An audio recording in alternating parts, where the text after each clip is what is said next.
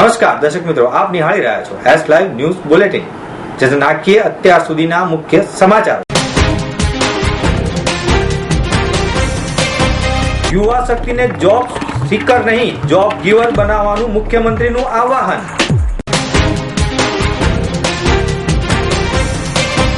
લોકશાહીના મંદિર એવા ગુજરાત વિધાનસભાની મુલાકાતે સંતો મહંતો.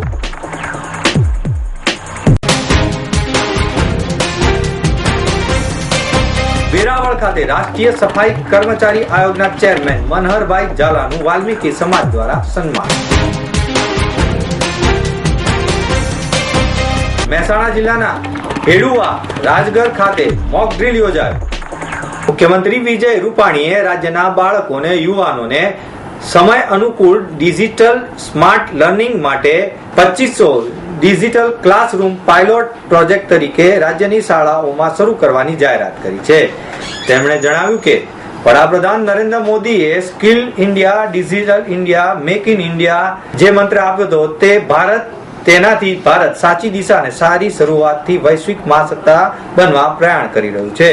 મુખ્યમંત્રીએ ગુજરાતના યુવાનોને વિદ્યાર્થીઓને પણ આ વૈશ્વિક પરિવર્તનના સંવાહક બની ટેકનોલોજીના જ્ઞાન કૌશલ્ય અને વિનિયોગ સમાજમાં પરિવર્તનની નવી દિશા માટે કરે તેવું પ્રેરક આહ્વાન કર્યું હતું. મુખ્યમંત્રીએ ગુજરાત ટેકનોલોજી યુનિવર્સિટી GTU દ્વારા યોજાયેલા ટેક ફેસ્ટનો ખુલ્લો મૂક્યો હતો. તેમણે રોબોટિક એન્જિનિયરિંગ અને નોન રોબોટિક એન્જિનિયરિંગ ક્ષેત્રે સહિત યુનિવર્સિટીના વિદ્યાર્થીઓને 60 જેટલા વિવિધ નવનીકરણ સંશોધન આવિષ્કારોનું પ્રદર્શન રસપૂર્વક નિહાળ્યું હતું. વિજય રૂપાણીએ આવી સંશોધન કરનાર હોનહાર યુવાનો અને છાત્રોને તેમની શોધની પેટન્ટ મેળવી કોમર્શિયલ સહિત સમગ્ર રાજ્યના શ્રેયને ઉપયોગી પ્રેરણા આપી હતી. GTUના છાત્રોએ સમાજ સેવાના દાયિત્વ રૂપે ગ્રામીણ ક્ષેત્રમાં શૌચાલય નિર્માણમાં આપેલા યોગદાનને પણ બિરદાવ્યું હતું. સરકાર યુવાનોને શક્તિ, સામર્થ્ય અને તકમાં પલટાવવાના અવસરો આપી જોબ સિકરમાંથી જોબ ગીવર બનાવવા પ્રતિબદ્ધ છે તેમ તેમણે જણાવ્યું અને આવનારી પેઢી તે તક ઝડપી લે તેવું પણ તેમણે જણાવ્યું. મુખ્યમંત્રીએ વધુમાં ઉમેર્યું કે શિક્ષણ અને મેક ઇન ઇન્ડિયા એ બે મહત્વના આયામો સાથે ગુજરાત વિકાસની નવી ઊંચાઈઓ યુવા શક્તિના સથવારે આંબી શકે તેમ છે. પ્રારંભમાં આચાર્ય ડોક્ટર વડોદરિયાએ સ્વાગત પ્રવચનમાં ટેક ફેસ્ટની વિગતો આપી હતી. આ વેળાએ GTUના કુલપતિ નવીનચંદ્ર શેઠ, રજિસ્ટ્રાર બિપિન ભટ્ટ, શિક્ષકો, પ્રાધ્યાપકો અને વિશાળ સંખ્યામાં યુવા છાત્રાઓ ઉપસ્થિત રહ્યા હતા. આભાર દર્શન LM કોલેજ ઓફ ફાર્મસીના આચાર્ય છાબરિયાએ કરી હતી.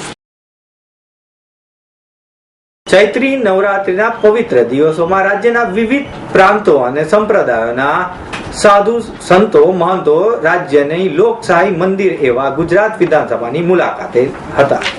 ગુજરાત વિધાનસભાની મુલાકાતે આવેલા સંતો મહંતોનું ગુજરાત વિધાનસભાના અધ્યક્ષ રમણલાલ વોરા, મુખ્ય દંડક પંકજભાઈ દેસાઈ, ગૃહ રાજ્યમંત્રી પ્રદીપસિંહ જાડેજા, ભાજપ પ્રદેશ પ્રમુખ જીતુભાઈ વાઘાણીએ સાલ ઓઢાડી સન્માન કર્યું હતું. સંતો મહંતોએ તેમને આશીર્વાદ આપ્યા હતા. સંતો મહંતો દ્વારા વિધાનસભા ગૃહમાં ચાલતી કાર્યવાહી પદ્ધતિની જાણકારી ગૃહની પ્રેક્ષક ગેલેરીમાં બેસીને મેળવી હતી. સંતો મહંતોની મુલાકાત દરમિયાન રાજ્યના શિક્ષણ મંત્રી ભૂપેન્દ્રસિંહ ચુડાસમા, સંસદીય સચિવ વાસણભાઈ આહિર, વિભાવરીબેન દવે, પૂનમભાઈ મકવાણા, જેઠાભાઈ સોલંકીએ ઉપસ્થિત રહી આશીર્વાદ પ્રાપ્ત કર્યા હતા. કુરિવાજો અને વ્યસનોને તિલાંજલિ આપવા સાથે વાલ્મીકી સમાજને શિક્ષિત થવા રાષ્ટ્રીય સફાઈ કર્મચારી આયોગ નવી દિલ્હીના ચેરમેન મનહરભાઈ ઝાલાએ અનુરોધ કર્યો છે.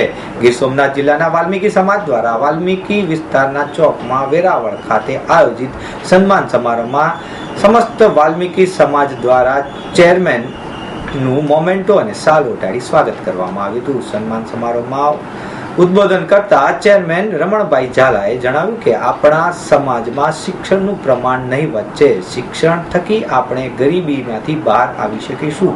આપણા સમાજના જૂના કુરિવાજોને તિલાંજલિ આપી અંધશ્રદ્ધામાંથી બહાર આવવું પડશે. કુટુંબ અને સમાજને બરબાદ કરતા ખોટા વ્યસનમાંથી આપણે મુક્તિ મેળવવી પડશે. તેમણે સફાઈ કામદારોને વટ ઉકલ્યા પ્રશ્નોના આયોગ તરીકે ઝડપથી યોગ્ય દિશા નિકાલ લાવવામાં આવશે તેવી પણ હૈયાધારણા આપી હતી. આ પ્રસંગે વાલ્મીકી સમાજના પ્રમુખ ભીખુભાઈ બેરડિયા, પ્રેમજીભાઈ ચૌહાણ, ભગાભાઈ સોલંકી પ્રાસંગિક પ્રવચન કર્યા હતા. આ કાર્યક્રમનું સંચાલન મનોજ બારિયા તેમજ આભાર વિધિ દેવગીરી મહારાજે કરી હતી. આ પ્રસંગે અગ્રણીય વીરાભાઈ બેરડિયા અને પ્રવીણભાઈ આબડિયા અને બાબુભાઈ કાનજીભાઈ સહિતના સફાઈ કર્મચારીઓને બહોળી સંખ્યામાં ઉપસ્થિત રહ્યા હતા.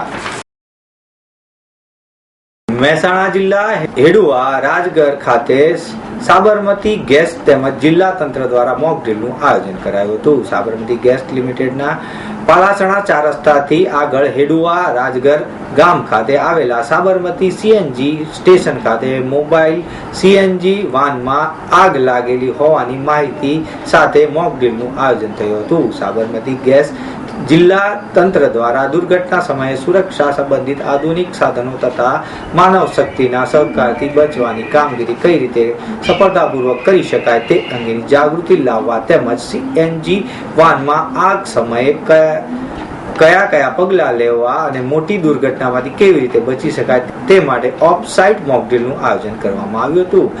મહેસાણા જિલ્લાના અધિક કલેક્ટર રમેશભાઈ મેરજાએ જણાવ્યું કે મોક ડ્રીલ થકી સ્થાનિક લોકોમાં જાગૃતિ સાથે જવાબદારીનું સમાજમાં કેળવણી અને કટોકટીની પળોમાં સુરક્ષિત કઈ રીતે સજ્જ થવું તે અંગેની સમજદારીની માહિતગાર કરવામાં આવ્યા હતા. સુરક્ષા વ્યવસ્થા માટે ટીમવર્ક ખૂબ જ જરૂરી હોય છે અને ટીમવર્ક તાલીમનું મોક ડ્રીલ યોજવા થકી ઉજાગર થાય છે. મશીન તથા માનવ શક્તિને કેવી રીતે મહત્તમ ઉપયોગ કરી શકાય અને તેને કેવી રીતે સુમેળ સાધવો તે આ મોક ડ્રીલનો મુખ્ય હેતુ હતો. મોક ડ્રીલમાં રહેલી નાનામાં નાની ખામીઓને જાણી તેને સુધારવા માટેની તક પણ પ્રાપ્ત થાય છે. મોક ડ્રીલ અંતર્ગત સવારના સમયે સીએનજી સ્ટેશન ખાતે મોબાઈલ સીએનજી વાનમાં આગ લાગી હોવાનું જાહેર કરવામાં આવ્યું. જે માહિતી સંબંધિત વિવિધ ટીમના ઘટના સ્થળે પહોંચી સુરક્ષાને લગતી જરૂરી કામગીરી તાબડતોડ કરી હતી. મોક ડ્રીલના નિરીક્ષણ માટે આવેલા સરકારના વિવિધ વિભાગના ઉચ્ચ અધિકારીઓ તથા અન્ય કંપનીઓના આવેલા અધિકારીઓએ સંદેશાની આપ-લે સુરક્ષા વ્યવહારની ટીમ અને બચવા માટેની કામગીરી માટે આધુનિક સાધનોનો ઉપયોગ કરવા વગેરે બાબતે અભ્યાસ કરી મોક ડ્રીલ સફળતાપૂર્વક પૂર્ણ કર્યાની જાહેરાત કરી હતી. સાબરમતી ગેસ તેમજ જિલ્લા તંત્ર દ્વારા મોક ડ્રીલ યોજી આકસ્મિક સમયે બચાવ દાખવવામાં આવતી કામગીરીનું નિદર્શન સફળતા રીતે પાર પાડવામાં આવ્યું હતું. તો મિત્રો, આ હતા અત્યાર સુધીના મુખ્ય સમાચારની ખાસ ગતિવિધિ માટે આપ નિહાળતા રહો એસ લાઈવ ન્યૂઝ બુલેટિન. નમસ્કાર.